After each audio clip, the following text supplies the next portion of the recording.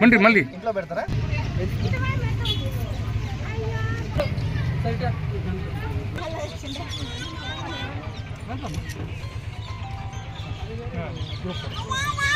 తీసుకోండి, ఇంకా తీసుకో.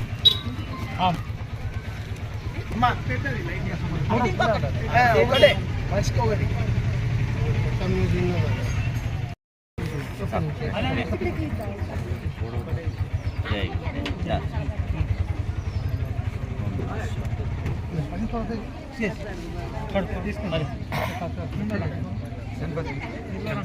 ఈశ్వర్ భగవాన్ కి గణపతి బప్పా.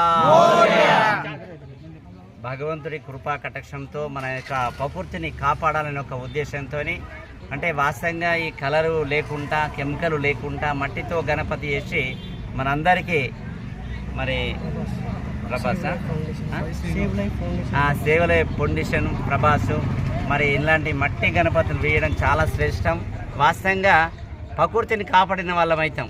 వాస్తవంగా మరి K6 వాళ్ళైతే ఇప్పుడు 12 సంవత్సరాలు అయింది. వాస్తవంగా ఈ రోజు దానికి ఇవ్వబట్టి 12 సంవత్సరాలు ఇప్పుడు నిజామాబాద్ ఇచ్చి వచ్చిన వాస్తవంగా బాబు చెప్పగానే కొన్ని ఇద్దామని ఇక్కడ కూడా రావడం జరిగింది. ఇది చాలా అదృష్టంగా మనం భావించాలి. ఎందుకంటే మట్టి గణపతికి పూజ చేయడం చాలా శ్రేష్టం.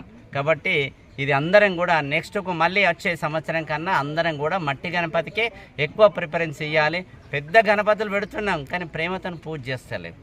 ప్రేమ ముఖ్యం గణపతికి.